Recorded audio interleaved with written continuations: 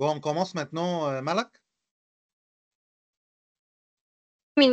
Juste une minute, docteur, juste une minute. Ok.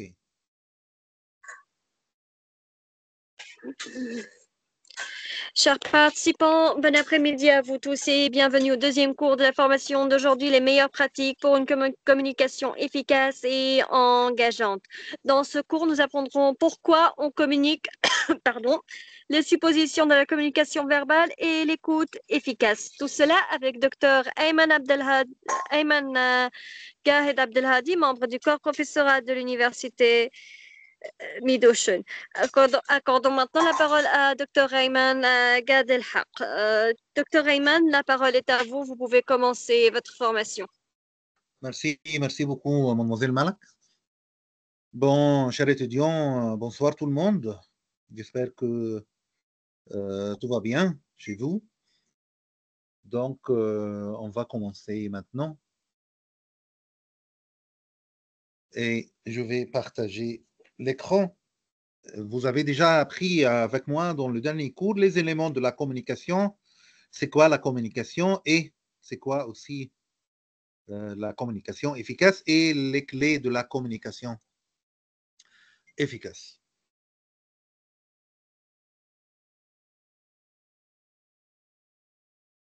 Bon, j'essaye de résoudre ce problème technique. Donc, donne-moi seulement 30 secondes.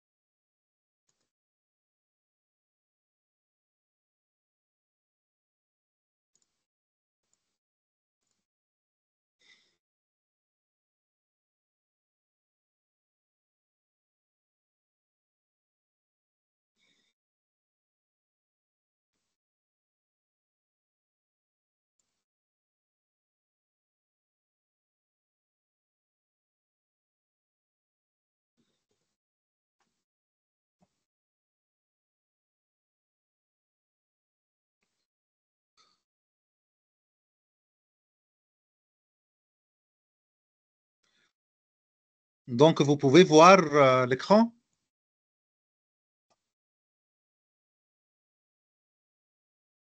L'écran est clair.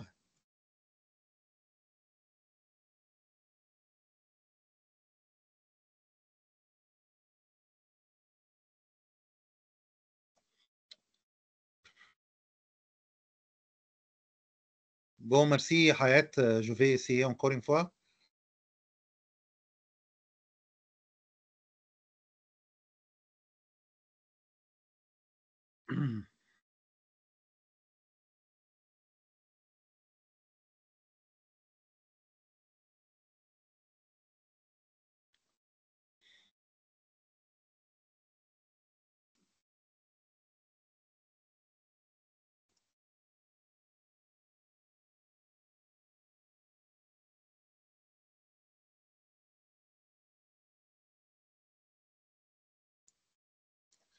Bon, comme vous voyez, ici, on demande, je pose la question, pourquoi on se communique donc?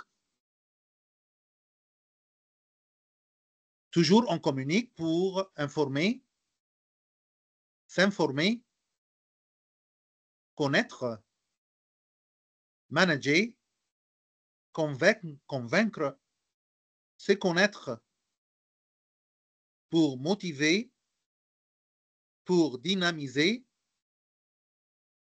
pour expliquer, pour animer, pour comprendre et se comprendre, pour influencer et pour négocier. Donc, ce sont les objectifs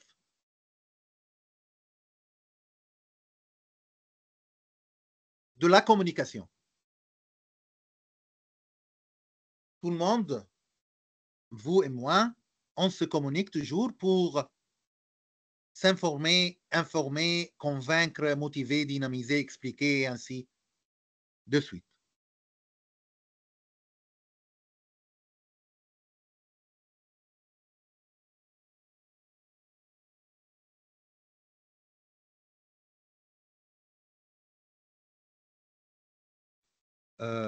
Oui. Donc, je vais partager l'écran encore une fois. Ok, veuillez patienter tout le monde, s'il vous plaît. Est-ce que c'est clair maintenant ou pas? Jusqu'à maintenant, nous ne pouvons pas voir le partage. Docteur, essayez de m'envoyer le PowerPoint et je vais le partager de mon côté. J'ai déjà fait le partage de l'écran. Est-ce que c'est pas Ça ne vous s'affiche pas, voyez? docteur, ça ne s'affiche pas. OK. Essayez de l'envoyer et je vais essayer de le partager de mon côté.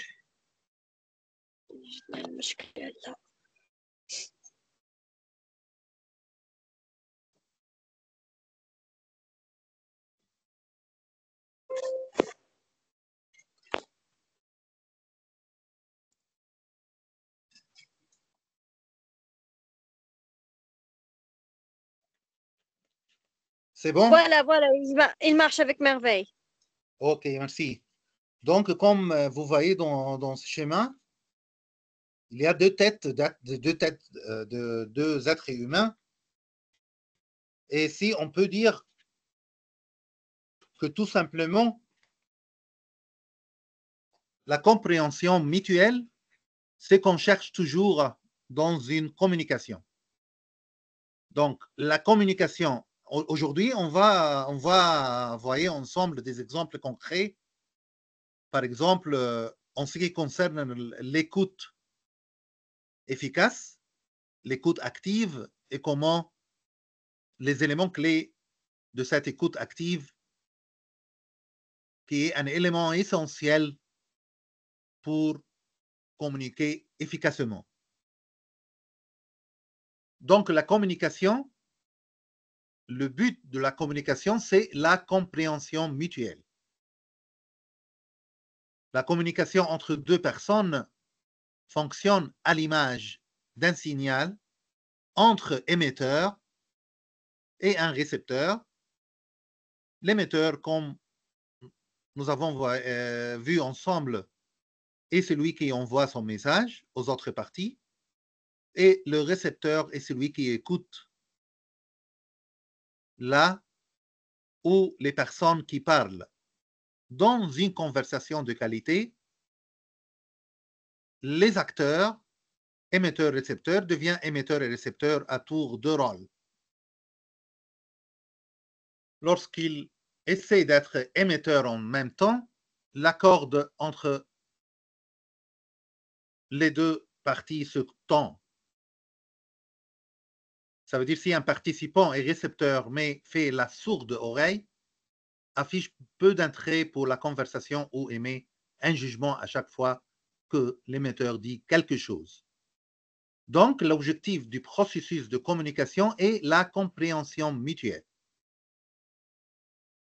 partager la corde et veiller à sa solidité, comme Marty Brunstein, l'auteur du livre Communiquer efficacement pour les nuls. Les nuls ici, ça veut dire pour tout le monde. C'est un écrit très connu et célèbre. Et je vais m'appuyer sur cet ouvrage dans une grande partie de ce cours. Donc, la compréhension mutuelle est très importante dans toute communication. L'objectif ici, partager la corde entre les participants et veiller à sa solidité, la corde de compréhension. Et une fois ce but atteint, les participants s'entendent et comprennent le point de vue de l'autre. Ils ne livrent pas bataille à un adversaire, comme Bernstein nous dit. En fait, il existe des différents types d'expressions dans une conversation ou dans une communication verbale. Il y a l'expression agressive, il y a l'expression mal assurée et il y a l'expression passive agressive et l'expression assurée. On va voir dans les prochains cours les différents types de ces expressions. Et il y a aussi l'écoute passive, l'écoute sélective, l'écoute attentive et l'écoute active. On va voir ensemble c'est quoi l'écoute active. Donc, il existe des modes Docteur, d'adresse. Oui, vous oui. avez changé de diapo ou non? Non, non, non, non, non, pas encore. Seulement, c'est un schéma concernant la compréhension mutuelle. Et donc, je la garde et j'explique D'accord, verbalement comme je le fais maintenant. Et puis, je vais me passer des autres écrans. d'accord, d'accord. Je voulais juste... Ça fait, mais il n'y a pas de problème. Donc, il y a des modes d'adresse et d'écoute courants dans une communication quelconque. Et on retiendra comme forme de communication les plus efficaces quand, et qui peut atteindre l'objectif de compréhension mutuelle, l'expression avec assurance quand vous, mes chers étudiants, essayez toujours de s'exprimer de manière directe, positive et en faisant preuve de confiance en soi, adresse permettant de transmettre clairement vos messages. Et il y a l'écoute active, c'est très très important, ou le fait d'offrir des retours d'informations verbaux et non verbaux à votre interlocuteur, qui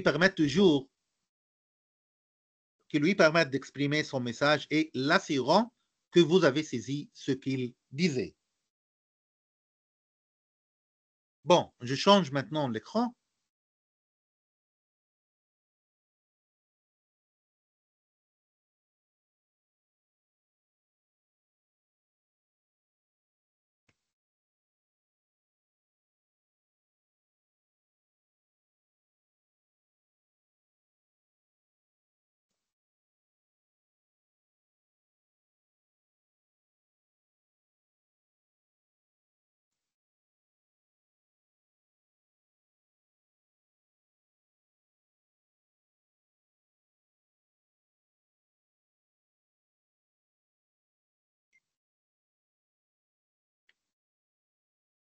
Donc, ce PDF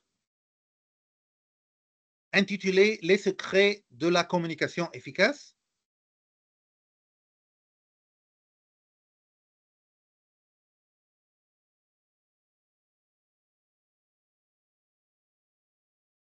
et je commence par mentionner qu'il existe des 4 voies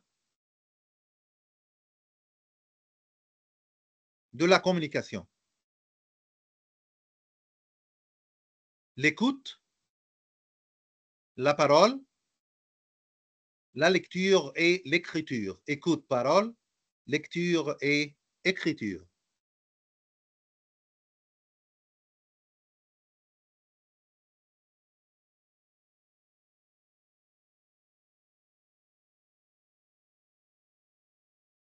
Bon.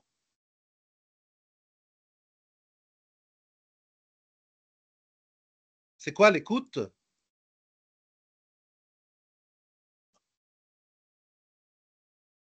L'écoute est un concept qui peut être défini de différentes manières, mais en général, il s'agit de l'action de percevoir et de comprendre le sens d'un message, d'une information, d'un discours, d'une musique, etc., en prenant soin de considérer les différents aspects de la communication. L'écoute, encore une fois, c'est une notion, un concept qui peut être défini de différentes manières, mais en général, il s'agit de l'action de percevoir. Non seulement de percevoir, mais bien sûr de comprendre le sens, donc de percevoir le sens dans un premier temps, et puis de comprendre le sens d'un message, d'une information, d'un discours, en prenant soin de quoi? De considérer toujours les différents aspects de la communication, comme par exemple le contexte.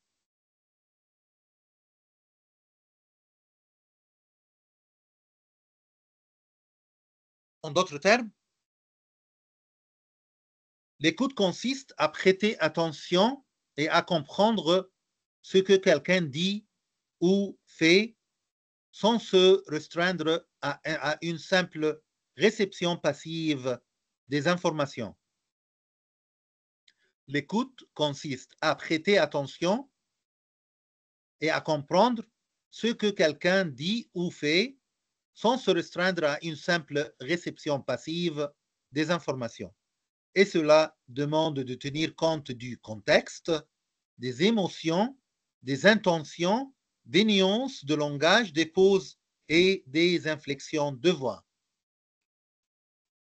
Quand quelqu'un parmi vous, chers étudiants, essaye de faire, par exemple, prépare un projet en groupe, et il faut faire attention quand il participe en tant que membre de ce groupe à tous aspects des publics qui vous entendent. Il faut tenir compte du contexte, des émotions, des intentions, des nuances de langage et même des pauses et des inflexions de voix.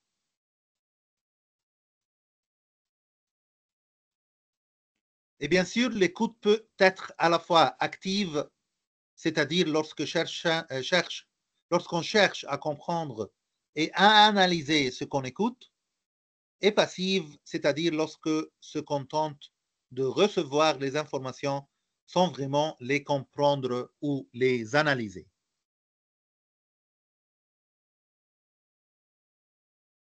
En communication, l'écoute joue un rôle crucial dans l'établissement d'une connexion avec autrui, la compréhension de ses besoins et de ses attentes et la construction d'une relation solide et efficace. Communication, l'écoute joue un rôle crucial dans l'établissement d'une connexion, d'une relation avec autrui, la compréhension de ses besoins et de ses attentes et la construction d'une relation solide et efficace en même temps.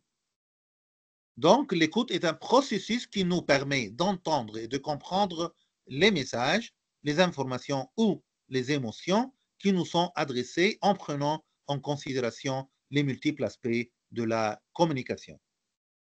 Bon.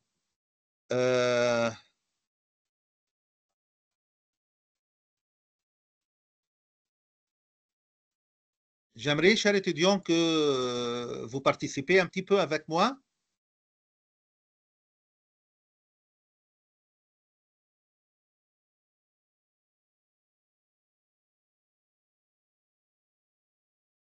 Donc, pour ceux qui veulent participer avec Dr. Ayman, veuillez s'il vous plaît soit lever la main, pardon, pour avoir la parole. Oui, je veux quelqu'un me résume c'est quoi l'écoute. C'est quoi l'écoute en communication? Dans 2 phrases. OK, pour ceux qui veulent répondre, veuillez s'il vous plaît soit lever la main, soit l'écrire sur le chat.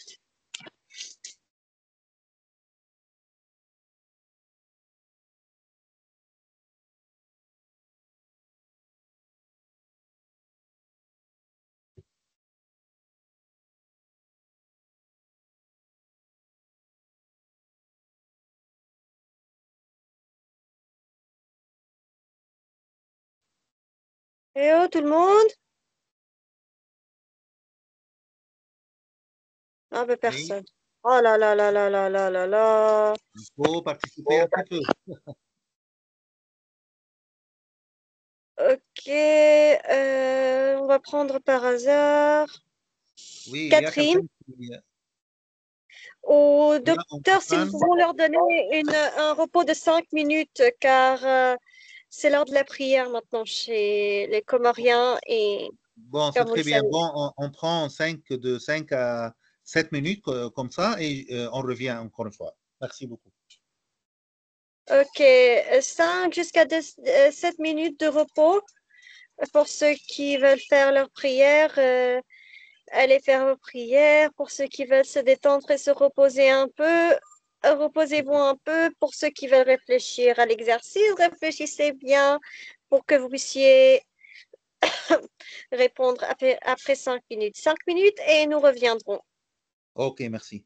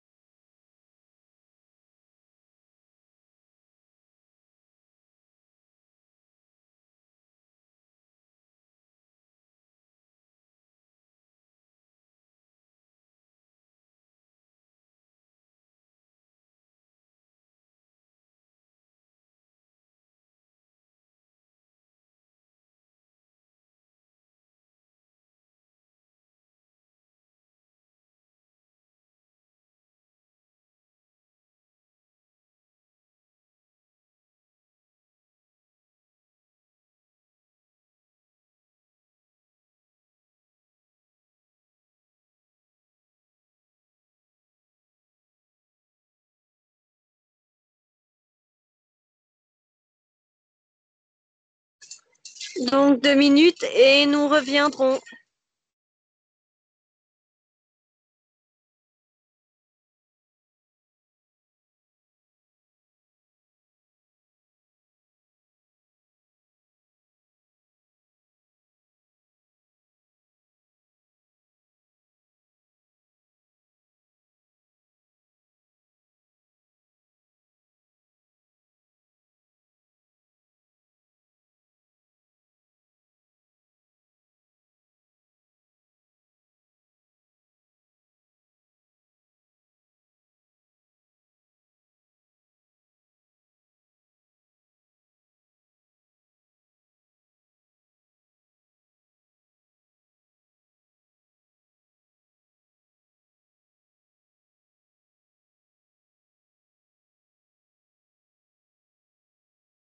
Donc, je pense que nous avons pris un petit repos de 5 minutes.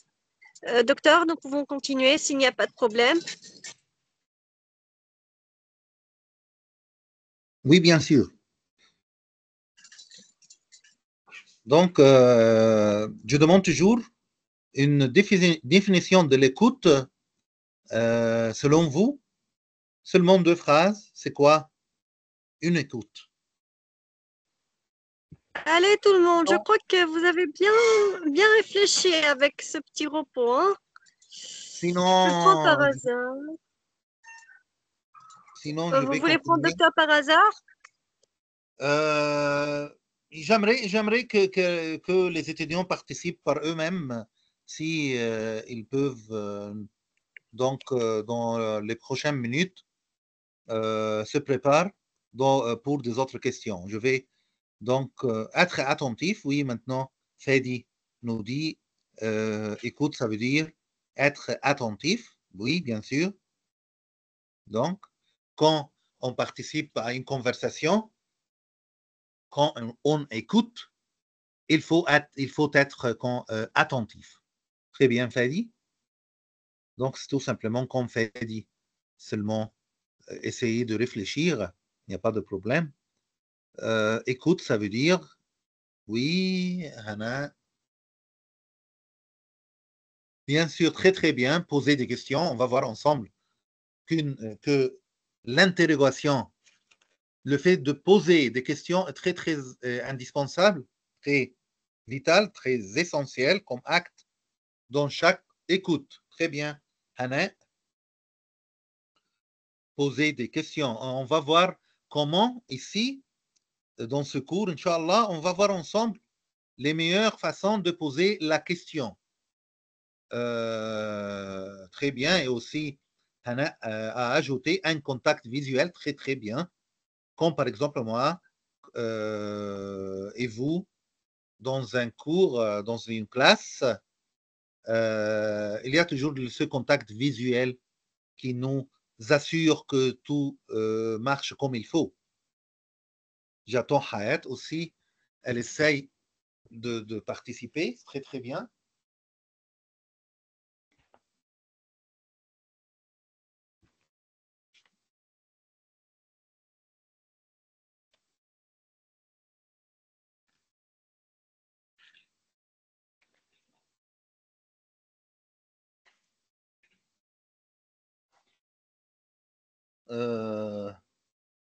Bon, c'est très bien. En attendant, je vais continuer aussi.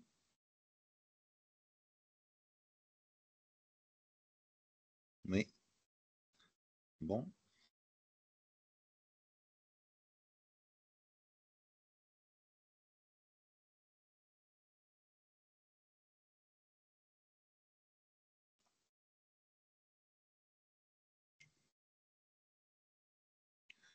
Bon, je vais continuer. Donc, l'écran, c'est clair maintenant, encore une fois. Je continue. Oui, oui, il marche avec merveille. Vous pouvez C'est continuer, très, docteur. très bien. C'est très bien. Donc, l'écoute efficace, c'est quoi? Une écoute efficace est un processus qui permet maintenant, ce n'est pas seulement une écoute efficace. Quand, mes chers étudiants, ont participé, être attentif, comme Fadi nous a dit, poser des questions, un contact visuel. Et puis Hayat aussi a participé en écrivant l'écoute répond à tout un processus commençant par l'acceptation de l'écoute. Très très bien. Si quelqu'un essaye de me parler et moi je refuse, il n'y a pas de communication. La communication est finie. Très bien comme constat. Merci beaucoup, cher Hayat. Donc, ici, l'écoute répond à tout, à un processus commençant tout d'abord par l'acceptation de l'écoute. Oui, j'accepte de t'écouter. Il n'y a pas de problème. Allez-y. Ensuite, comme on dit nos amis, c'est être attentif, interactif. Être attentif, interactif, poser des questions, contact visuel. On est aussi dans l'écoute efficace. C'est l'écoute efficace. C'est pas seulement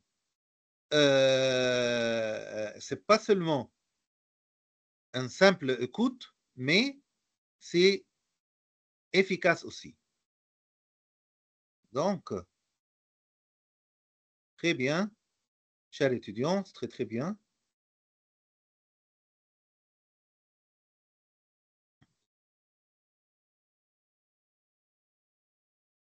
Je vais continuer. L'écoute efficace, c'est quoi? Une écoute efficace est un processus.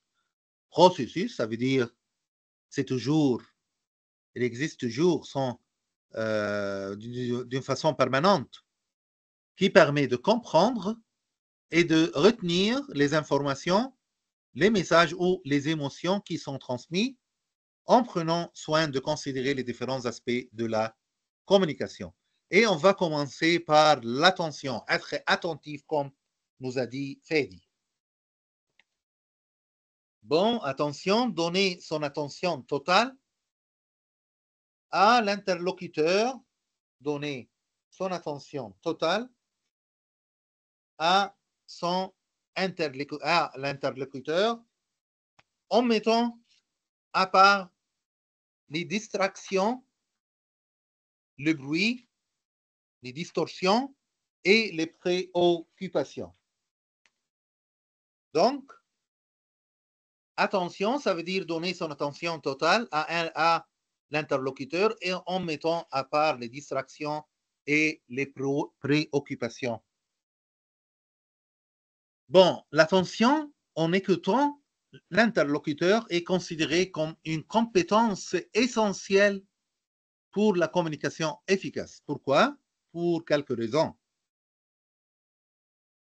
Par exemple, lorsque l'interlocuteur se sent écouté,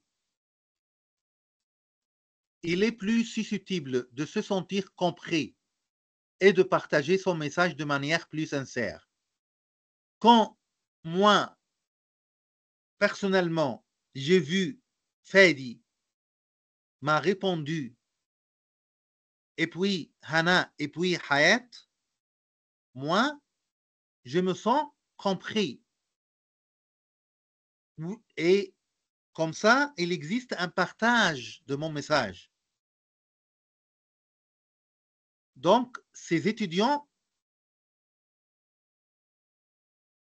est là avec moi et ils participent. Donc, c'est très bien.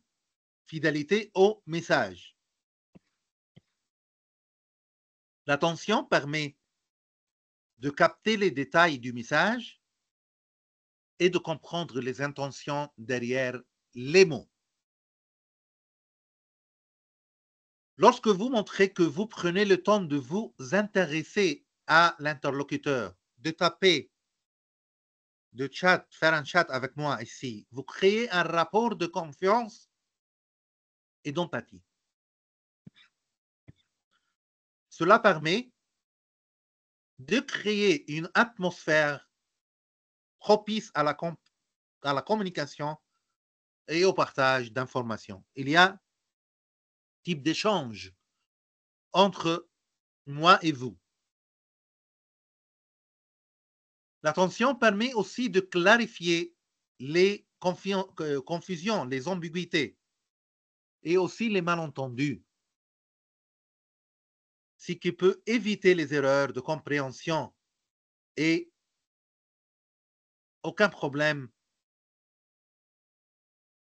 et au problème de communication donc.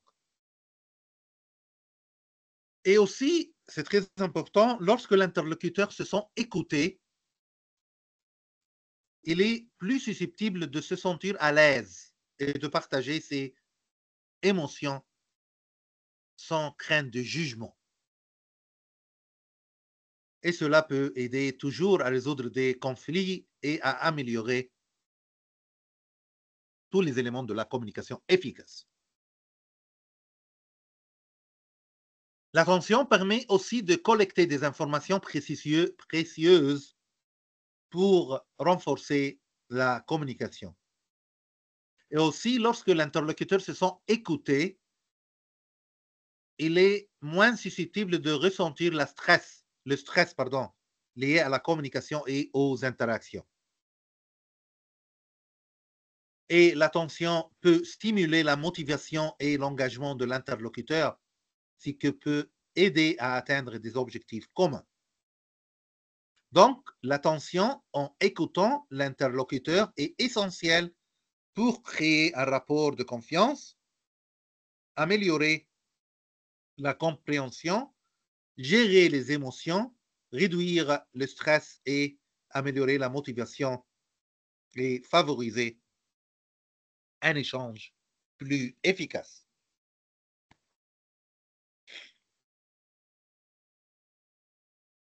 Éléments clés pour une écoute efficace. 1. L'attention. 2. La compréhension.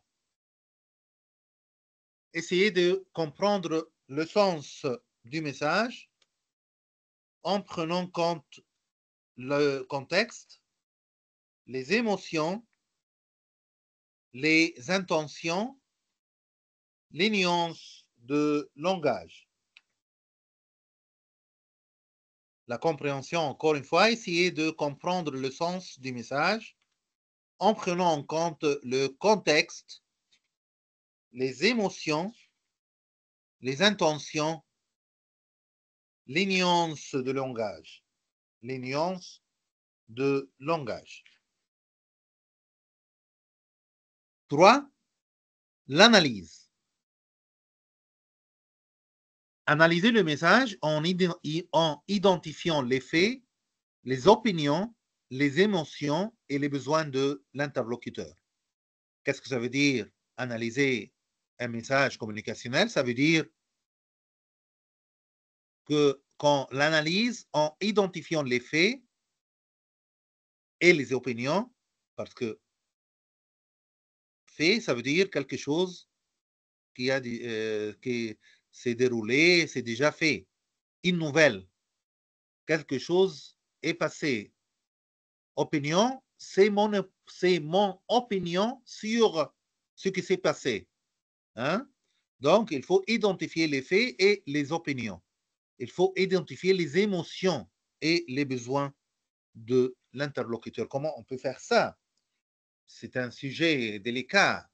Avec l'expérience, avec les expériences communes. Donc, les expériences selon le sens commun de messages et aussi des expressions qu'on a déjà passées dans nos vies. On peut analyser toujours les messages communicationnels. L'analyse de l'interlocuteur en écoute est un élément crucial pour, bien sûr, améliorer la communication et les interactions. Comment? Parce qu'il y a quelques raisons pour lesquelles l'analyse de l'interlocuteur est très importante, comme par exemple, en comprenant les besoins et les objectifs de l'interlocuteur, vous pouvez résoudre les conflits de manière plus efficace. Vous pouvez, en d'autres termes, identifier les sources de tension et trouver des solutions qui satisfont les parties en cause. Par exemple, si je partage des faits et des opinions sur quelque chose sensible ou un sujet que tout le monde ne sont pas d'accord sur ce sujet. Il faut faire attention en analysant toujours les réactions du public, des auditoires, pour améliorer la communication, pour éviter chaque malentendu. Il faut faire attention à ça. Si par exemple je trouve des étudiants ou quelqu'un parmi le public, je le sens très, je ne sais pas, il n'est pas à l'aise en m'entendant, en m'écoutant. Ça, peut-être ça est très, il n'est pas d'accord avec ce que j'énonce. Hein? Il ne faut pas perdre le public, il faut gagner ce public. Et donc, je dois améliorer ma façon d'exprimer, ma façon de s'exprimer sur les choses, ma façon de parler. Donc, l'analyse, en écoutant soigneusement l'interlocuteur, vous pouvez comprendre sa perspective, ses besoins, ses attentes, et ses objectifs. Et cela vous permet de mieux comprendre les raisons derrière son comportement. Bon, et aussi l'analyse de l'interlocuteur vous permet d'adapter votre style de communication pour mieux correspondre à ses besoins et à ses préférences. Donc, il faut faire attention au langage utilisé, aux gestes, votre ton, votre rythme de parole.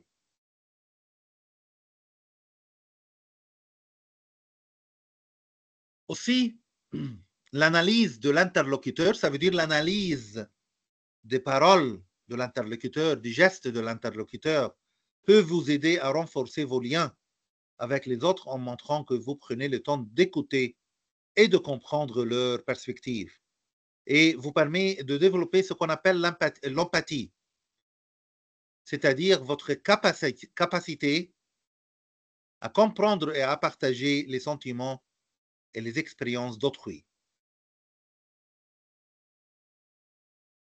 Bon, est-ce que vous pouvez maintenant participer avec moi en pensant à quelques conseils pratiques concernant l'analyse de l'interlocuteur? On peut se poser cette question. Nous devons faire attention à quoi?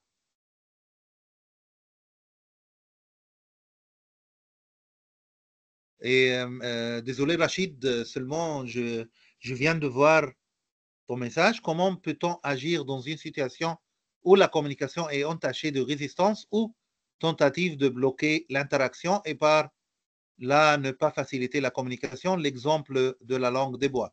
Oui, oui, bien sûr. On va donner des exemples, Rachid, concrets à propos de ce sujet, mais nous commençons déjà. Un élément très important, c'est l'écoute. Comment peut-on agir dans une situation où la communication est entachée?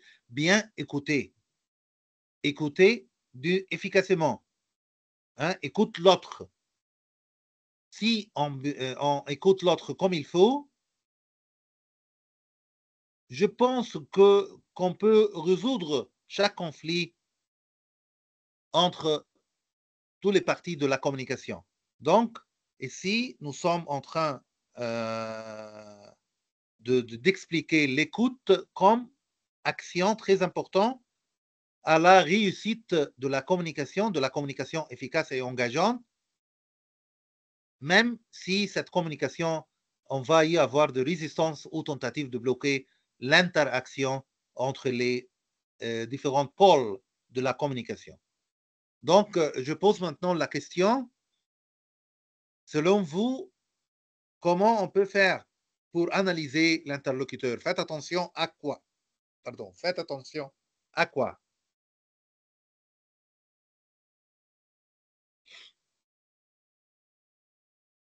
Donc, pour ceux qui veulent répondre à la question de Dr. Ayman, veuillez s'il vous plaît soit lever la main, soit l'écrire sur le chat.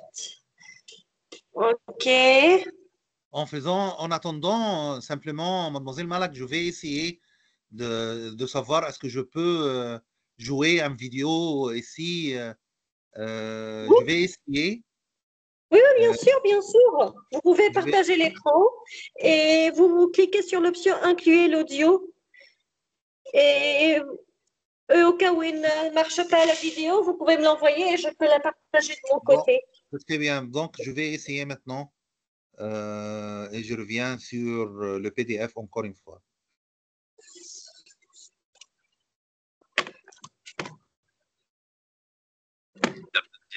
Scène 1. Scène 1. Docteur, nous ne voyons pas la vidéo. Non, non, je vais juste, je le prépare 2 secondes seulement. D'accord.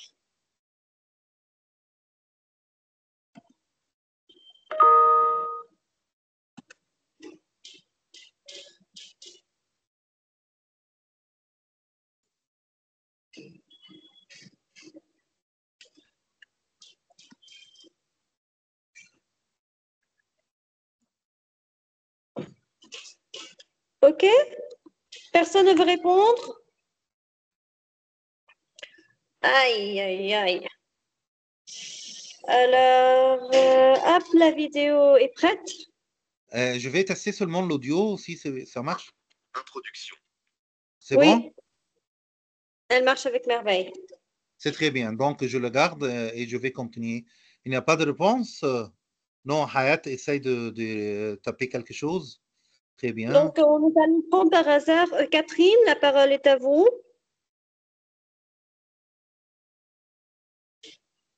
Catherine.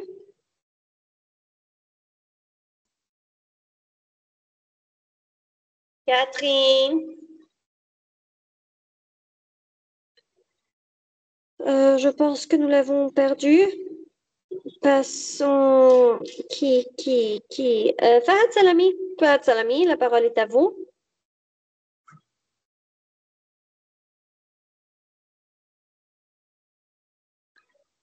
Oui, Fahad. Bon, il y a... Salam alaikum. Ok, Je viens tout juste de rentrer, j'ai pas, je suis pas à jour en fait. J'ai pas bien compris ou j'ai pas entendu la question. ok, pas de souci. Donc, Je vais nous allons répéter. passer à Anix. Oui, bon, Anis, il n'y a pas de problème. Anix, où il est parti, Anix? Anix, la parole est à vous. Merci beaucoup pour la parole.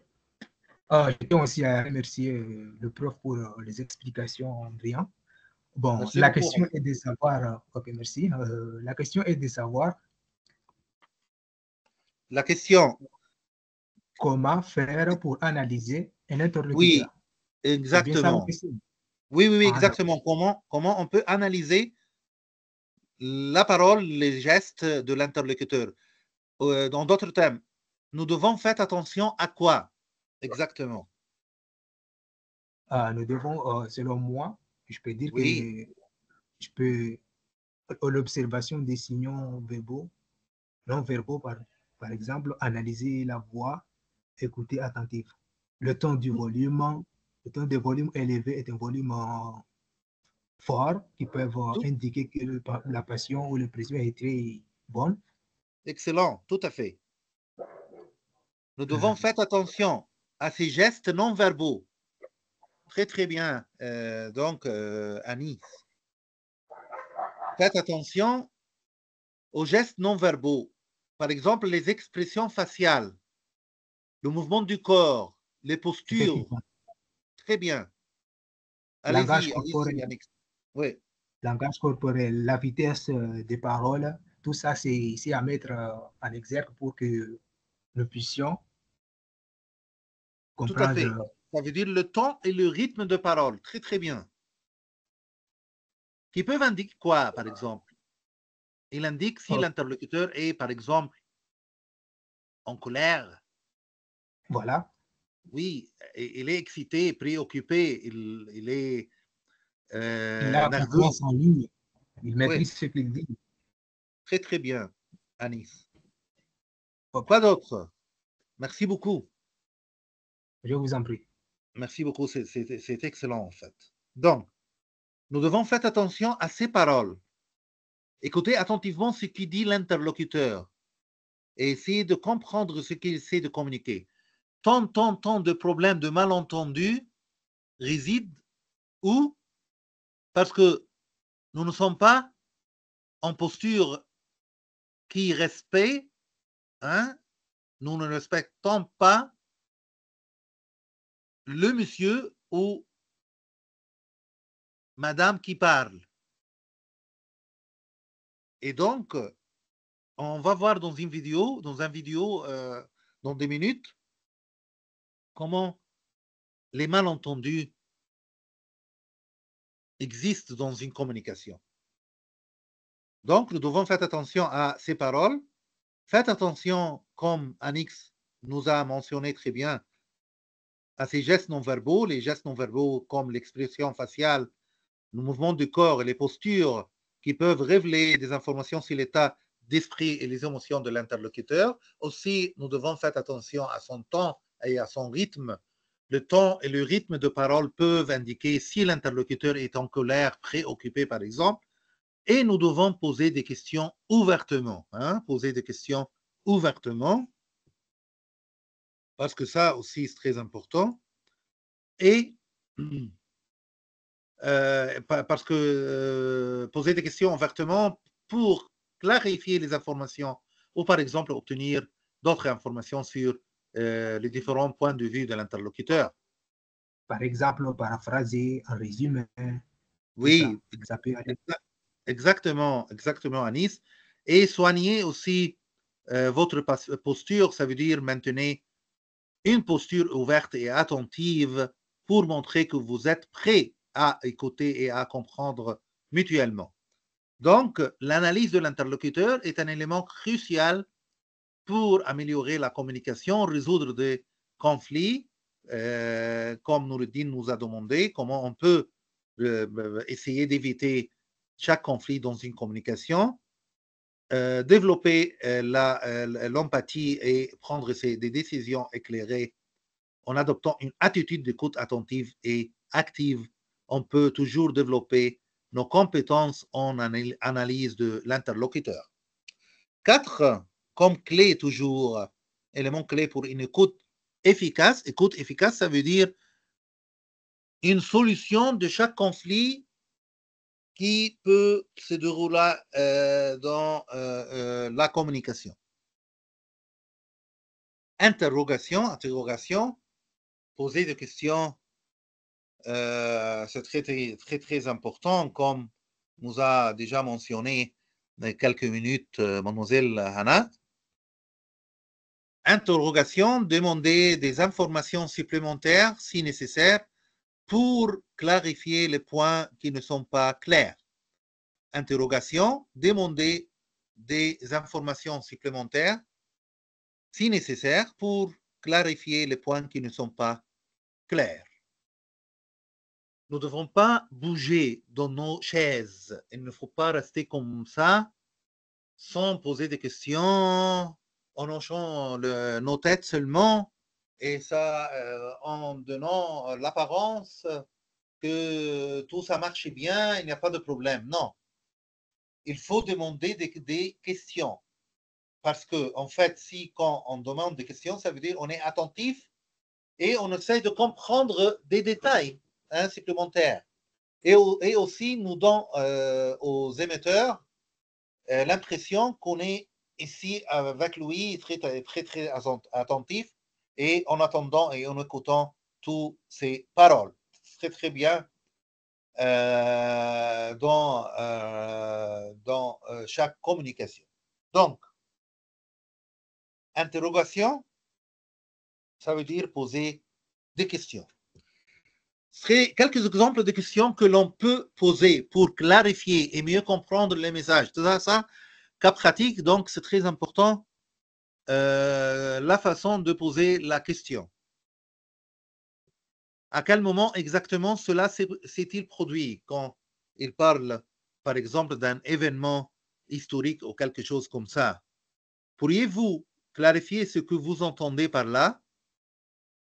Tu lèves ta main et puis tu demandes, pourriez-vous, monsieur, clarifier ce que vous entendez par là? Pourriez-vous me donner un exemple pour illustrer ce que vous dites? Très important, l'exemple comme façon, comme moyen d'illustration de ce qu'on dit toujours. J'ai l'impression d'avoir mal compris.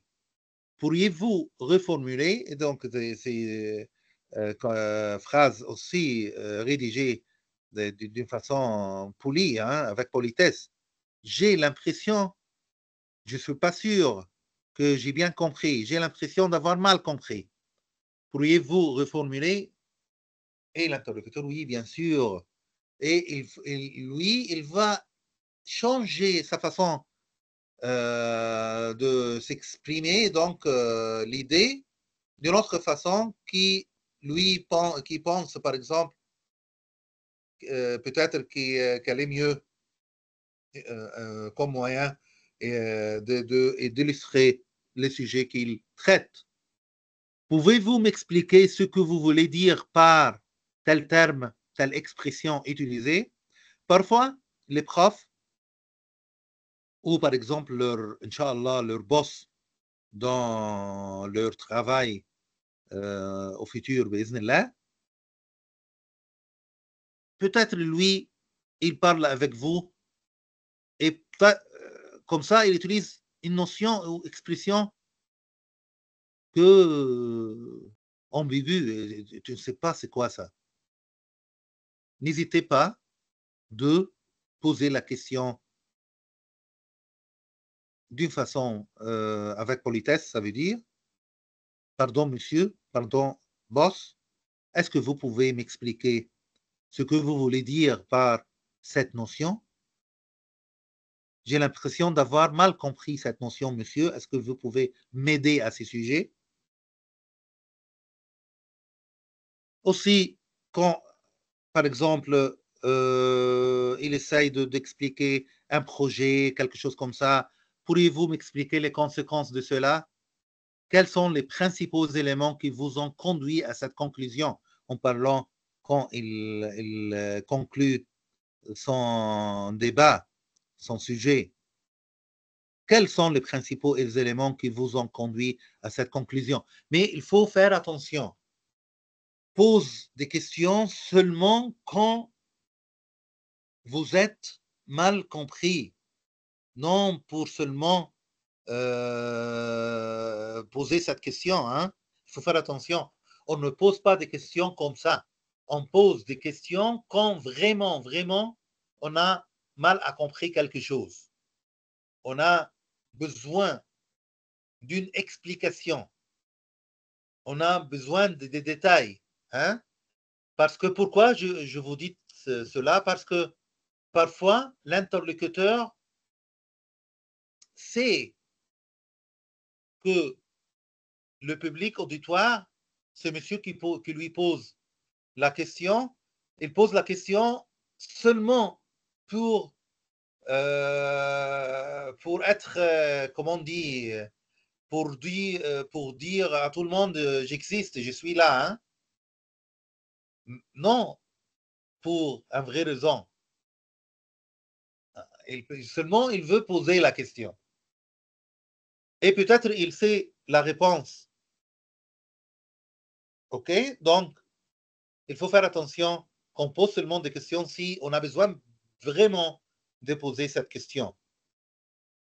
Et puis, est-ce que je peux vous demander de clarifier davantage votre point de vue sur ce sujet? Donc, c'est des façons de poser des questions qu'on peut utiliser dans différents contextes et aux différents sujets. Il n'y a pas de problème de poser cette question.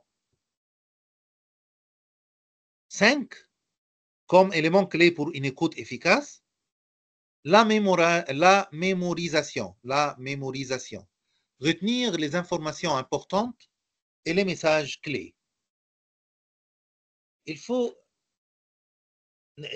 On perd de temps si on assiste à quelque chose et puis on sort comme ça sans retenir des informations, sans retenir des faits, sans retenir même des émotions. La mémorisation. C'est quoi? C'est un processus essentiel lors de l'écoute active, toujours en communication. Pourquoi? Car elle permet de comprendre et de retenir l'information échangée avec l'interlocuteur. Et la mémorisation est importante en écoutant l'interlocuteur parce qu'elle permet de retenir les informations échangées, ce qui facilite la compréhension des messages et évite toujours les malentendus. La mémorisation exige une concentration et une attention soutenue, ce qui permet de ne pas se laisser distraire par d'autres stimuli ou distractions. On ne peut pas mémoriser quelques informations sans sans être attentif à ce que l'interlocuteur dit. Et toujours la mémorisation permet d'analyser l'information reçue. Et aussi, elle améliore la communication en permettant de réagir de manière appropriée à l'information reçue. Et ce qui est très important, la mémorisation réduit les erreurs de compréhension. Pourquoi? Parce que le cerveau peut facilement rappeler les informations importantes échangées. Toujours pourquoi Hayat et Hana et Fadi et Anis avec leur participation, pourquoi ils écrivent ce qu'ils écrivent, ce qu'ils ont écrit? Parce que eux ont mémorisé en fait quelques phrases quand j'ai déjà expliqué c'est quoi l'écoute. Mémorisation, ça veut dire une réduction des erreurs de compréhension. Le cerveau sélectionne les informations importantes et empêche les autres infos qui ne sont pas à ce degré d'importance. La mémorisation permet de gérer les informations en temps réel. Ça, c'est très important. Ce qui est particulièrement important lors de la situation ou de situations d'urgence ou de crise. Gestion des informations. La mémorisation est essentielle pour la formation et l'apprentissage. Après ce cours, je souhaite que vous pouvez retenir quelques éléments qui peuvent vous aider dans chaque communication dans le futur. Il faut être attentif en écoutant les autres gens. Parfois, il y a, parce qu'on a beaucoup de soucis, beaucoup de problèmes dans notre vie quotidienne, ou par exemple, beaucoup de soucis, on pense à tel sujet, à tel sujet, à tel sujet, et oups, on assiste avec des amis, ou par exemple dans une conférence, ou quelque chose comme ça. Parfois, nous faisons semblant qu'on est attentif, mais en fait, nous ne sommes pas ainsi. Il faut faire attention, il faut être attentif dans chaque communication pour retenir les informations importantes, ce qu'on appelle la mémorisation. Et la capacité à mémoriser aussi les informations échangées peut renforcer la confiance en soi. Moi, quand j'étais étudiant et toujours quand je participe avec mes profs dans les cours, en finissant le cours, je me sens confiant en moi. J'ai déjà participé, notamment dans les premiers contacts avec mes messieurs, avec mes professeurs. Parce que, par exemple, quand ils me demandent c'est quoi ton nom, pourquoi ils me demandent ça? Parce que j'ai déjà participé avec lui, j'ai déjà essayé d'exprimer mes opinions. J'étais là avec lui dans ce contexte académique, ou dans, par exemple, l'école même. Donc, la mémorisation, la capacité à mémoriser les informations échangées peut renforcer la confiance en soi. Pourquoi? Parce qu'elle montre tout simplement que l'on est capable de comprendre, que l'on est capable de retenir l'information. La mémorisation. Donc, jusqu'à maintenant, 5 éléments clés pour une écoute efficace qui nous aident à résoudre des conflits potentiels dans une communication comme Noureddin nous demande à expliquer. L'attention, la compréhension, l'analyse, l'interrogation, ça veut dire poser des questions et comment on pose ces questions, et puis la mémorisation. Il y a aussi la réaction appropriée. Réagir de manière appropriée au message reçu, en prenant en compte les besoins et les attentes de l'interlocuteur. Donc, la réaction appropriée. Toujours cette réaction dépend de plusieurs facteurs, comme le contexte, le temps et le contenu du message. Il y a quelques principes généraux pour une réaction appropriée, comme l'attention active, l'empathie, essaye de comprendre les émotions et les besoins de l'interlocuteur et montre-lui que tu prends son point de vue au sérieux. Pense à la réponse avant de parler, hein? Ça c'est très important. Pense à la réponse avant de parler. Pour ne pas prendre ou ne pas répondre trop rapidement ou trop maladroitement. Moi, j'apprécie toujours un étudiant quand je lui demande, par exemple, une question, quand peut-être m'a répondu, monsieur, donne-moi un petit peu 2 minutes à réfléchir. Oui, très très bien comme réponse. Pourquoi? Parce que lui, il essaye de penser à la réponse avant de parler, pour ne pas répondre toujours trop rapidement ou trop maladroitement. Parfois, les messieurs disent non, il faut que tu me répondes maintenant. Oui, pas de problème. Essaye aussi de penser 10 secondes, 15 secondes avant de répondre. Donc, ce qu'on appelle la réflexion. Formule ta réponse de manière claire et concise pour éviter les ambiguïtés. Formule ta réponse de manière claire et concise. Et sois respectueux, bien sûr, envers l'interlocuteur, même si vous n'êtes pas d'accord avec lui. Très, très important. Parfois, tu n'es pas d'accord avec l'interlocuteur. Tu refuses sa façon d'exprimer ses, par exemple, opinions. Être d'accord avec l'interlocuteur et n'être pas d'accord avec lui, tu dois être respectueux envers lui. Donc, sois respectueux envers l'interlocuteur, même si vous n'êtes pas d'accord avec lui. Je vous donne quelques exemples de réactions appropriées comme cas pratique. Si l'interlocuteur vous dit quelque chose qui vous choque,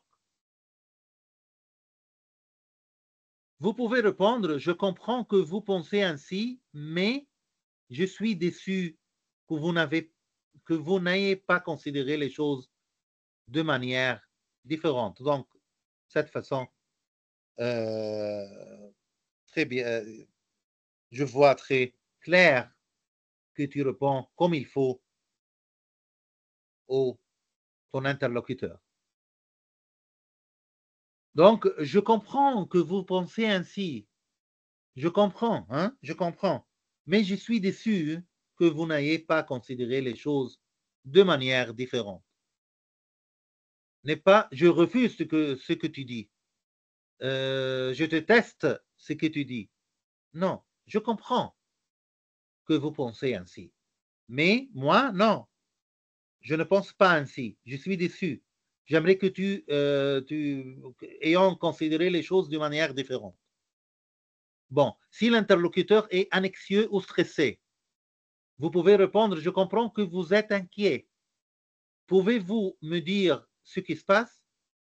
Je suis là pour vous aider. Donc, très bien comme façon de communication. Et si, par exemple, l'interlocuteur vous présente une idée nouvelle, vous pouvez répondre, je suis intéressé par votre proposition. Pouvez-vous m'en dire davantage sur ce qui vous a, par exemple, motivé à cette idée, à ce sujet. Donc, la réaction appropriée en écoutant l'interlocuteur consiste à être attentif, empathique, réfléchi et respectueux. Bon, 7, comme élément clé, l'empathie, que je viens de mentionner, très très important, essayer de comprendre l'émotionnalité de l'interlocuteur et de ressentir son point de vue. Essayez de vous mettre à la place du locuteur. Hein. Parfois, nous assistons à des contextes communicationnels et on ne peut pas comprendre comme il faut pourquoi les gens se disputent ou il y a des conflits comme des conflits graves entre tous les participants. Essayez toujours de comprendre pour comprendre pourquoi un tel monsieur se comporte ainsi, une telle madame se comporte ainsi, il faut essayer de vous mettre à la place de ce monsieur ou de cette dame, de comprendre son point de vue, de comprendre ses émotions et ses intentions. C'est ça, essayer de comprendre l'émotionnalité de l'interlocuteur et de ressentir son point de vue. Créer, et toujours il y a des raisons pour lesquelles l'empathie est essentielle en écoutant l'interlocuteur. C'est évident, hein, car elle permet de créer un environnement de communication efficace. Lorsque l'on montre de l'empathie envers l'autre personne, elle se sent comprise et entendue. Elle permet de comprendre réellement les besoins et les attentes de l'autre personne. Elle nous permet de comprendre les sentiments et les émotions de l'autre personne. Elle peut créer une relation plus profonde et plus authentique entre les personnes. Aussi, elle peut aider à résoudre des problèmes en comprenant les besoins et les attentes de toutes les parties impliquées.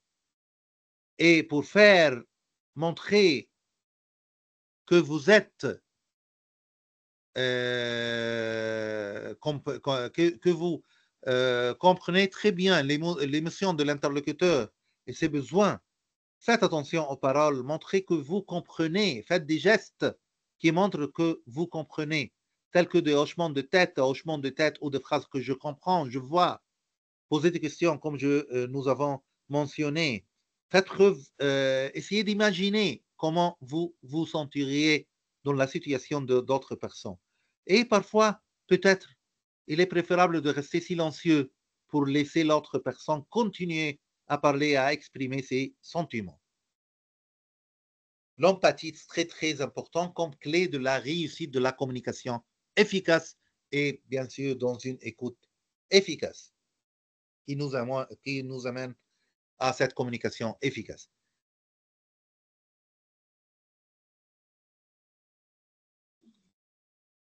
Élément clé pour une écoute efficace, le non-jugement. Ça, c'est très important parce que le non-jugement, c'est la réponse, c'est le secret d'éviter tout malentendu potentiel. Non-jugement. Ne me juge. Ne me juge pas.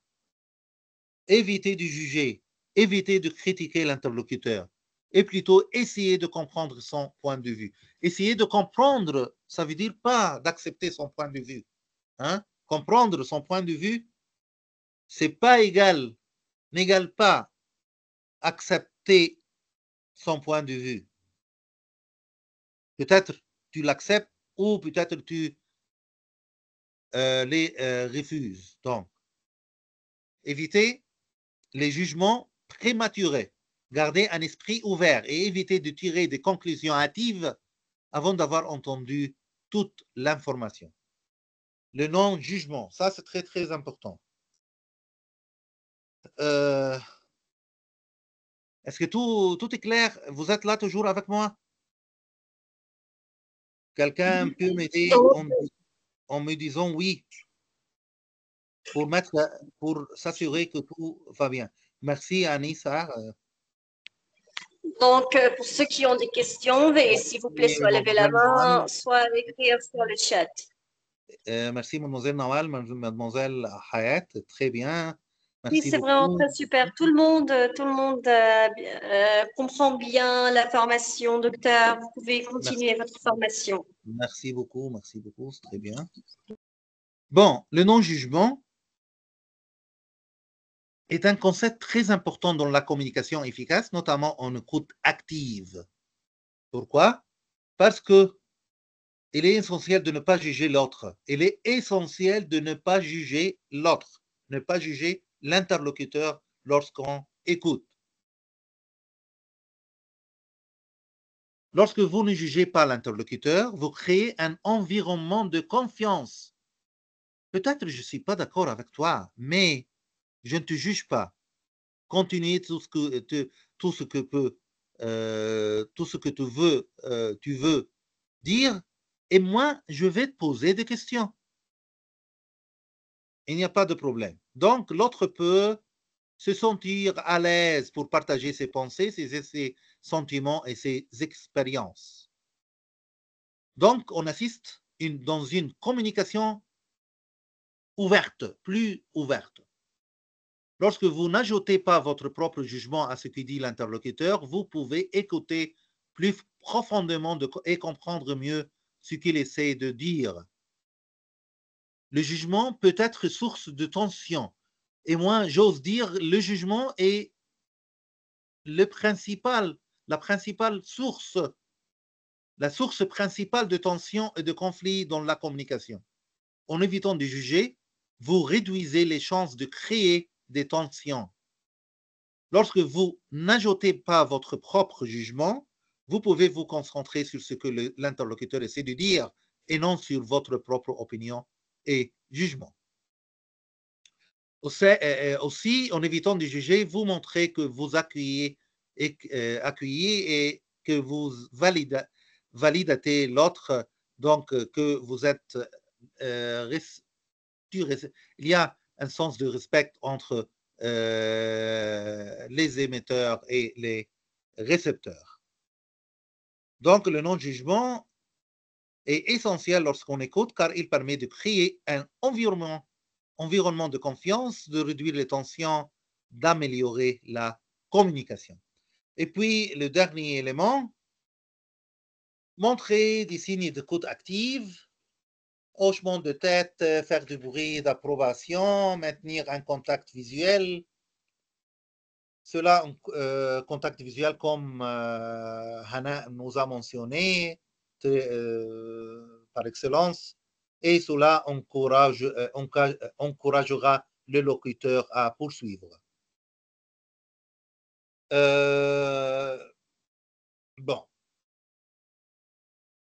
Les 3 phases du processus d'écoute, selon Marty Brunstein, dans son livre que j'ai déjà mentionné, communiquer efficacement pour les nuls, ça veut dire pour tout le monde. Et c'est une série très connue des ouvrages publiés à différents sujets. Il y a phase 1, la réception, phase 2, le traitement, et puis la réponse. 3 phases du processus d'écoute, selon Marty Brunstein. La réception, donc, c'est des extraits de l'ouvrage. Je le cite ici. Lors de cette première phase, vous recueillez le message de la personne à l'aide de vos sens. Le plus souvent, lui et la vue. En fait, vous écoutez autant avec les yeux qu'avec les oreilles, sauf quand vous êtes au téléphone. Vos yeux vous aident à percevoir les signaux non-verbaux adressés par la personne qui transmet son message. Voilà pourquoi, quand vous avez un problème avec quelqu'un, il est préférable de le résoudre en direct, face à face, dans la mesure du possible. En voyant la personne, vous comprenez mieux ses pensées et ses sentiments. Vous ne pouvez pas résoudre de problème par téléphone parce qu'il n'y a pas de contact visuel. Oui, tu peux évoquer le problème, mais c'est très important le contact visuel. Phase 2, le traitement. Une fois le message de votre interlocuteur parvenu jusqu'à vous, grâce à vos sens, le traitement interne commence. Il y a ce qu'on appelle le traitement interne. Cette tâche se déroule où? Dans votre esprit et implique l'analyse, l'évaluation et la synthétisation. Elle est destinée à rendre le message intelligible, c'est-à-dire à vous aider à cerner la réponse à la question « Que veut dire mon interlocuteur ?» Que veut dire mon interlocuteur? Dans la mesure où tout le processus est interne, votre interlocuteur ne voit encore aucune réaction chez vous. Hein? C'est interne. Le traitement, ici, c'est interne. C'est juste le commencement de traitement. Hein? Très bien. Si des problèmes surgissent à ce stade du processus d'écoute, ils sont le plus souvent dus à l'attention et à la tension. Vous voyez la différence? Attention, tension, attention, tension. Lorsque vous êtes distrait ou pas complètement concentré sur le message de votre interlocuteur, vous n'assimilez pas l'intention de l'émetteur. Lorsque vous êtes trop tendu, vous pouvez réagir à des bribes du message au lieu de l'assimiler dans sa globalité. Donc, il y a des risques toujours dus à la tension et à la tension. Par conséquent, la phase de traitement demande une grande concentration afin que vous puissiez percevoir ce que dit vraiment l'émetteur. Et il y a la réponse, phase 3. La troisième phase du processus d'écoute est celle au cours de laquelle l'émetteur voit et entend ce que fait le récepteur. À ce stade, ce dernier, ça veut dire le récepteur, accuse réception du message de façon verbale et non verbale et signale qu'il l'a compris. Lorsque l'émetteur se sent respecté et compris par le récepteur, un lien fort se crée et la coopération est plus efficace. Quand l'émetteur fait face à des obstacles non verbaux et verbaux dressés par le récepteur, le processus de communication s'interrompt. L'échange piétine et la tension s'intensifie. Bon.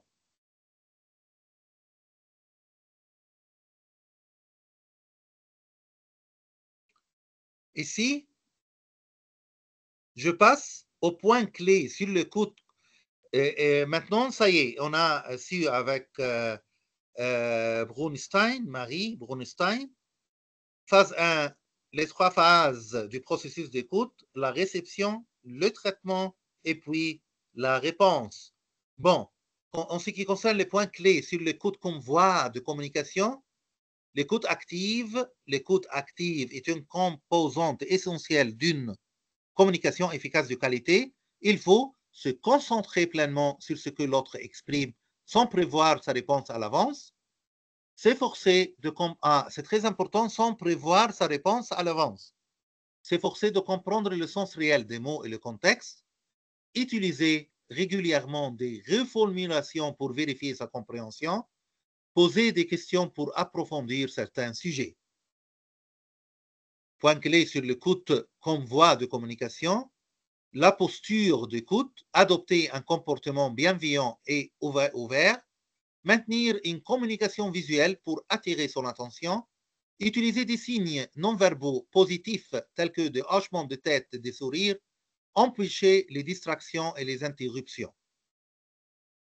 Les bénéfices de l'écoute, établir une atmosphère de confiance et de respect mutuel, promouvoir une meilleure prise en compte des besoins et des perspectives de l'autre, encourager la résolution constructive des malentendus et des conflits, améliorer la communication pour la rendre approfondie et enrichissante. Bon, les obstacles à l'écoute, on va, Inch'Allah, aussi expliquer en détail avec des exemples aux obstacles à l'écoute. Il est conseillé d'éviter les stéréotypes, les idées préconçues et les attentes personnelles, les perturbations intérieures, pensées, émotions ou externes, bruit, interruption, l'habitude de préférer parler plutôt que d'écouter. Ça, très important. Tout le monde, moi et vous, cette habitude de préférer parler, je ne peux pas bien sûr généraliser, mais toujours il y a cette habitude. Je dis moi et vous, ça veut dire parfois nous aimons nous préférons parler pour exprimer nos opinions. Oui, ce n'est pas une erreur, hein? On peut faire ça. Mais il est conseillé d'éviter, dans cette posture d'écoute, de parler plutôt que d'écouter. Mais allez-y, parlez, il n'y a pas de problème. Un manque de patience et de détermination à approfondir la compréhension. Manque de patience, peut-être, cette manque de patience, je l'exprime d'une façon non verbale. Hein? Je vois parfois dans les classes, je vois les étudiants un peu ignorants. Hein? Il y a un peu cette atmosphère d'ennui. Il y a cette manque de patience. Donc, il faut comprendre toujours les attentes et les besoins aussi du public auditoire. Donc, ce PDF, c'est déjà terminé. J'espère que tout est clair. Maintenant, je passe à un petit vidéo sur les malentendus. Je vais seulement 2 secondes. Aujourd'hui, on va explorer non, nous ne pouvons pas voir la vidéo. Oui, je comprends, mademoiselle Malak. 2 secondes seulement. Ok, pas de souci, docteur. Scène 1.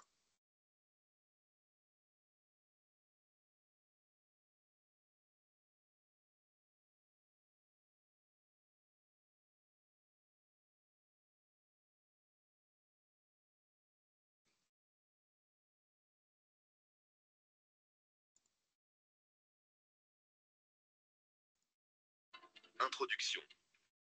Narrateur. Salut tout le monde. C'est clair? Aujourd'hui, on va explorer un sujet crucial pour tous les étudiants. Oui, il marche avec merveille. Et assurer une communication fluide. Prêts à plonger? C'est parti. Narrateur. Imaginez la situation suivante. Vous collaborez sur un projet de groupe et envoyez un message à un collègue pour connaître son avis sur une idée. Vous écrivez « Salut, nom du collègue. Peux-tu jeter un œil à mon idée et me dire ce que tu en penses ?» Votre collègue, un peu pressé, répond simplement « Ok. » Vous pensez que tout est validé, mais en réalité, il n'a pas pris le temps d'examiner votre idée en profondeur. Résultat, lors de la présentation, des incohérences et des erreurs surgissent, car personne ne les avait repérées. Aïe, voilà un exemple typique de malentendu. Alors, comment éviter ces situations gênantes? Voici quelques conseils simples mais redoutables.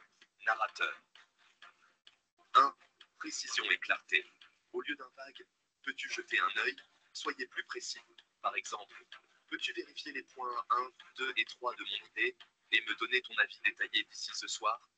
Votre interlocuteur comprendra ainsi exactement ce que vous attendez. 1. Questions ouvertes. Favorisez les questions qui stimulent une réponse élaborée. Plutôt que « Est-ce que c'est bon ?» demandez « Que penses-tu de cette partie de l'idée ?» Les questions ouvertes encouragent la réflexion et des réponses plus riches. 1. Suivi et confirmation. En cas de doute, n'hésitez pas à faire un suivi.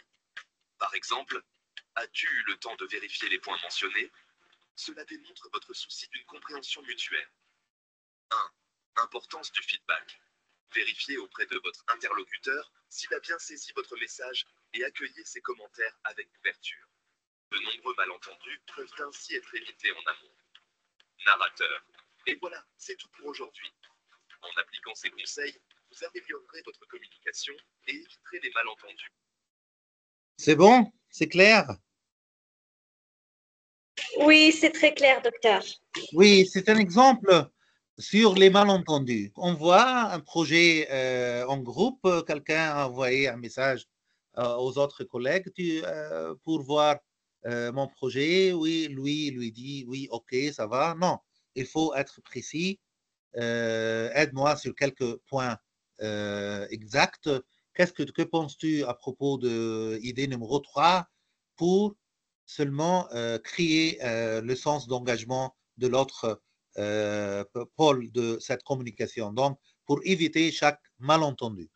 Donc, cette vidéo montre d'une façon très simple comment on peut éviter les malentendus en mieux posant nos questions. C'est clair? Est-ce qu'il y a des questions avant de terminer ce cours?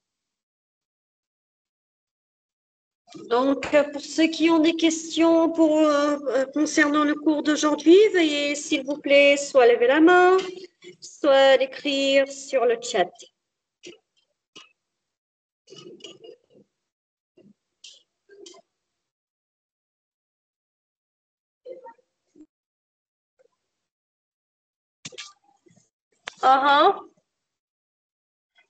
Y a-t-il des questions? Hayat essaye d'écrire quelque chose.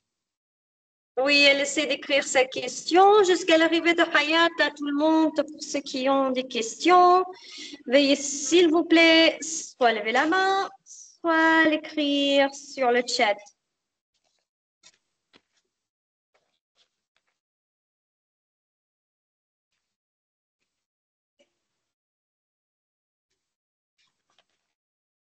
Allez, tout le monde? Nous allons voir Hayat. Merci beaucoup, j'apprécie vraiment tous les détails de cet excellent cours. Merci beaucoup, ça fait plaisir.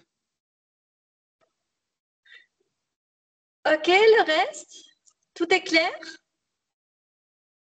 N'hésitez pas à poser vos questions. Dr Ayman est à votre disposition.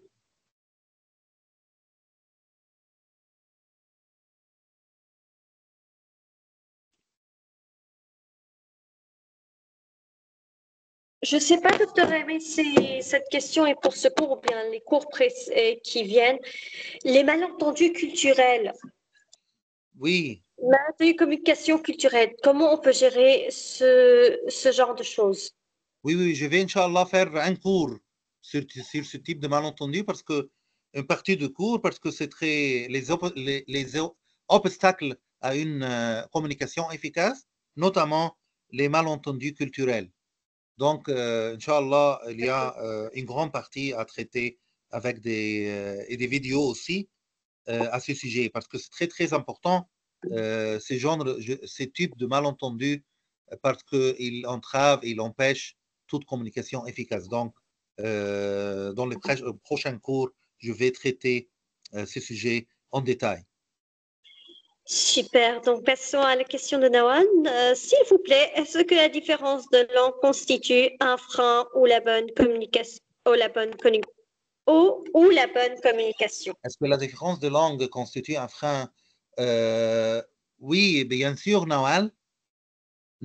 Pour mener une communication efficace, nous devons utiliser un langage commun. Ça veut dire un langage, les signes de ce langage, on peut le coder et décoder de la même façon entre l'émetteur et le récepteur. Quand je te dis par exemple l'arbre, ça veut dire mentalement quand on voit l'image de l'arbre dans ma langue et ta langue. L'arbre, c'est la même chose. Hein? Ce n'est pas d'autre chose. Si arbre dans ma langue a une signification autre que l'arbre dans ta langue, il n'y a pas de communication. Ce n'est pas malentendu, il n'y a pas une communication parce que le langage doit être le même code entre les deux pôles de la communication. C'est pour cela, Mademoiselle Malak nous a déjà posé la question sur les malentendus culturels. Malentendus culturels parce qu'il y a des malentendus sur le langage, sur l'interprétation des mots dans des autres cultures. Ça veut dire traitement, il y a par exemple des termes, qu'il y a des traditions dans nos civilisations tout à fait différents, il est très différent de le bagage culturel qui interprète le même terme dans des autres civilisations. On va voir ensemble, Inch'Allah, donc dans les prochains cours, comment la différence de langage peut être un frein à la bonne question. Donc, tu as raison, mais il faut que pour qu'il y ait une communication, nous devons utiliser même langage, même code entre les différentes parties de la communication.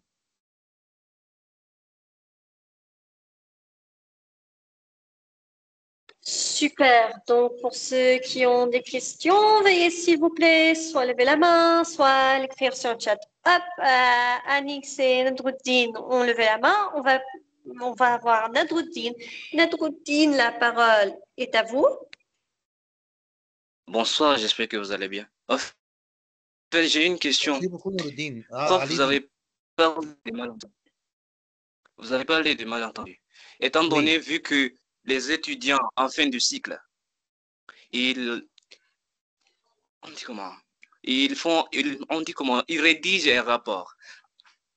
Oui, et les puis, étudiants, oui. quand on l'envoie, oui, en fin de cycle, rédige un rapport ou un mémoire.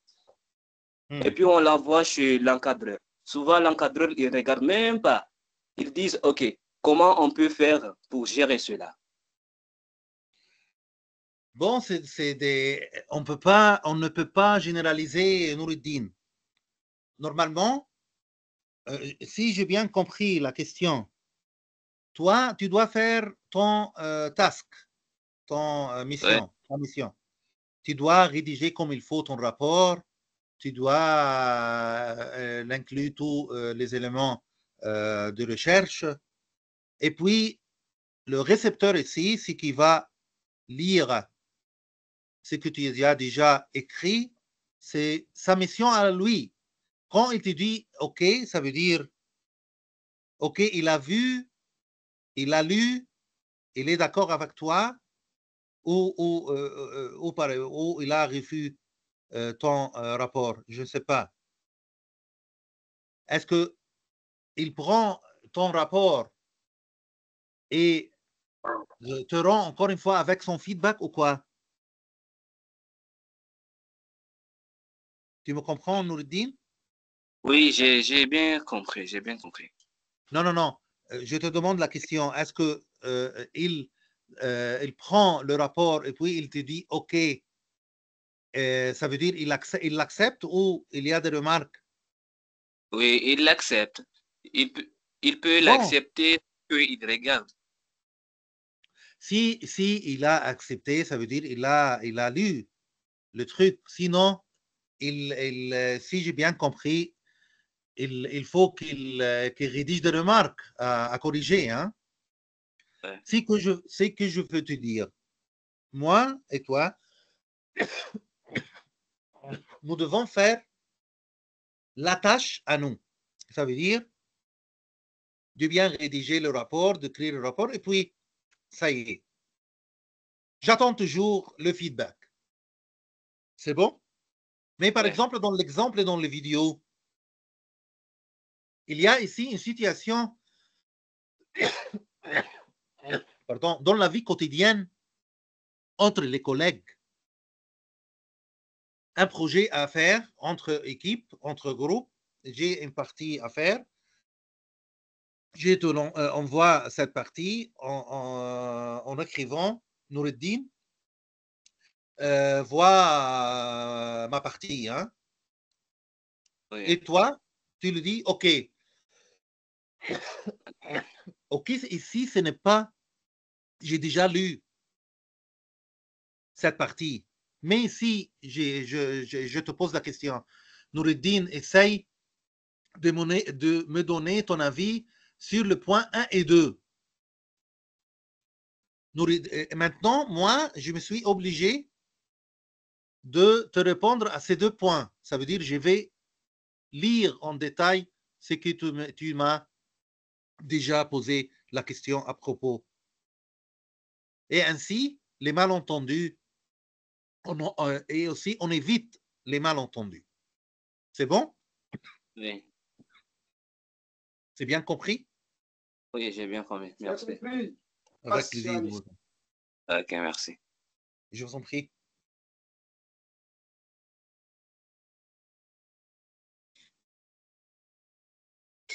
super. Donc, passons maintenant à Anix. Anix, la parole est à vous.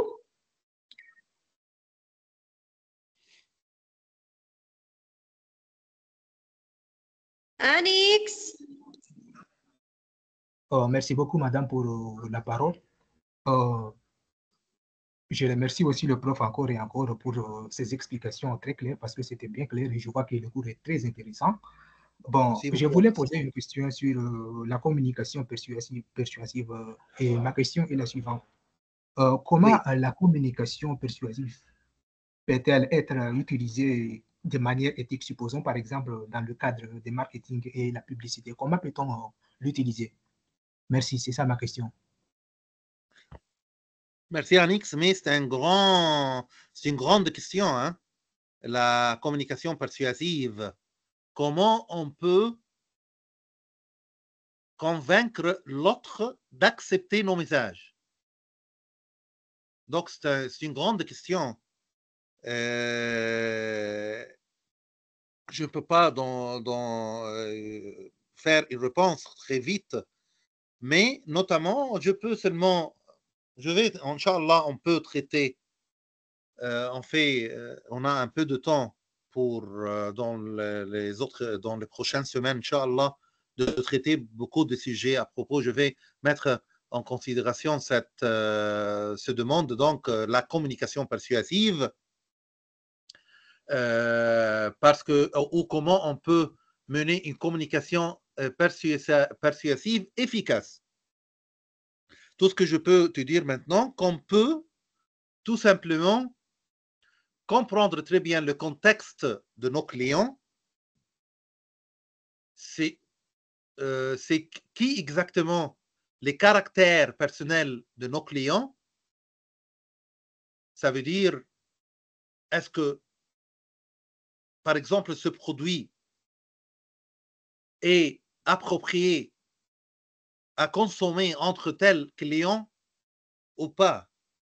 Ça veut dire il faut étudier très très bien le marché de clients potentiels pour mener un message persuasif qui a beaucoup de stimulus.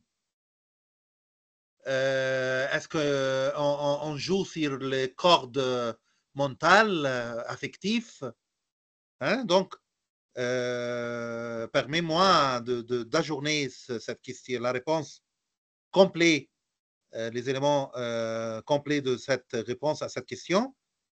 Pour dans des autres cours, Inch'Allah, je vais traiter une partie d'un cours sur la communication persuasive. OK, mon cher Anix? Ok, monsieur, il n'y a pas de problème. Bon, déjà, au début de cours, moi, je n'étais pas, du coup, je ne sais pas si on a fait beaucoup de choses, Non, mais tu peux l'attraper, il n'y a pas de problème. Seulement, tout ce que tu peux faire, comme on dit, consulter le PDF de ce cours et l'autre cours, le premier cours, et Inch'Allah, il n'y a pas de problème. Il existe des questions, bon, on reste toujours 15 minutes à la fin de chaque cours pour poser des questions et pour faire cet excellent échange avec vous, chers étudiants. d'accord, il n'y a pas de problème. Mais bon, vu qu'on fait de la communication, j'aimerais aussi savoir si, euh, comme je disais que moi, je n'étais pas au début, il se peut que j'ai des questions aussi. Euh, Y a-t-il, par exemple, on peut avoir, par exemple, qu'il y a beaucoup de communication, genre, parce que parfois on entend que des gens parler de, comment dirais-je, des communications verbales, non verbales, comme vous l'avez parlé, des communications écrites, interpersonnelles, des, je sais pas exactement, mais je pense comme ça. La communication qu'on fait ici, c'est quelle communication en fait? C'est une communication, dans quel sens? C'est une communication dans un contexte académique entre émetteurs, professeurs et étudiants. Donc, ce n'est pas une communication organisationnelle, par exemple. C'est une communication éducationnelle. Le fait Ah, ici de donner des cours, un peu, comme on dit, des séminaires, des cours, mhm, ateliers de recherche, hein, sur un mhm. sujet quelconque. Ce sont des activités de Mid-Ocean, université Mid-Ocean, et c'est une communication éducationnelle dans le fait d'échanger des connaissances entre un professeur expert dans son domaine et des étudiants qui, eux aussi, ont leur expérience à échanger avec lui. C'est un type d'atelier de formation annexe. D'accord, je comprends. C'est-à-dire que chaque communication a un rôle dans le contexte. Oui, toujours il y a des contextes. Cette communication, ce n'est pas une communication organisationnelle entre, par exemple, un boss et les employés. Ce n'est pas une communication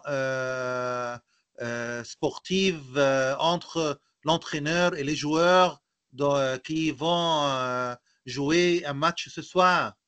Ce n'est pas une communication familiale entre un groupe de familles.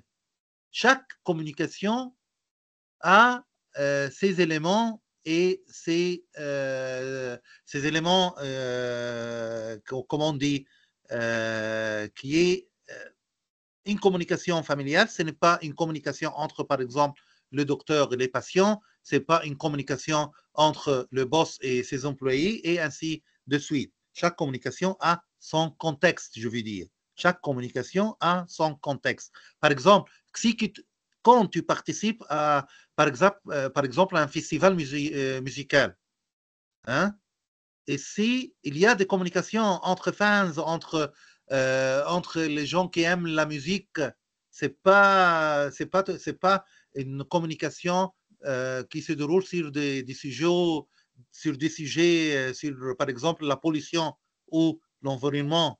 Tu comprends? Oui, oui, je comprends très bien. Et il faut être très intelligent de comprendre très bien avec qui tu mènes cette communication annexe. Ça veut dire, quand tu parles à tes parents, c'est pas, tu utilises des langages, des codes, décodage différents, très différents quand tu parles avec, par exemple, ton collègue, ton ami. Effectivement. C'est comme ça. Donc, chaque communication a son contexte à comprendre. C'est bon? C'est bon, c'est bon. Merci beaucoup, monsieur. Mais je vous en prie, avec plaisir. Donc, il y a d'autres questions, chers étudiants. Je suis ravi aujourd'hui de cette séance avec ces participations, avec ces jeunes mentalités. J'aimerais bien toujours que se déroulent ainsi mes cours avec vous.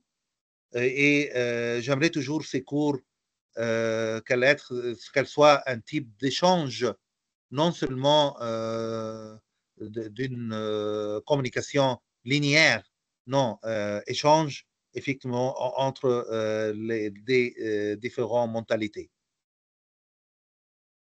Donc, c'est bon?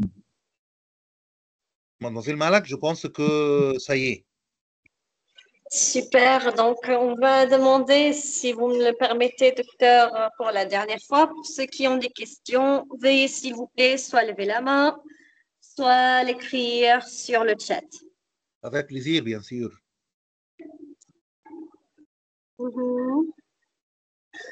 Tout est clair? Tout le monde, tout est clair? Oui, je pense que tout est clair et ils ont très bien compris à la cour d'aujourd'hui et ils ont passé de merveilleux moments. À la fin du deuxième cours de la formation d'aujourd'hui, docteur, voulez-vous ajouter quelque chose? Non, je remercie beaucoup. Je te remercie, mademoiselle Malak, pour cette organisation de ce cours. Je tiens à remercier aussi mes chers étudiants pour leur participation.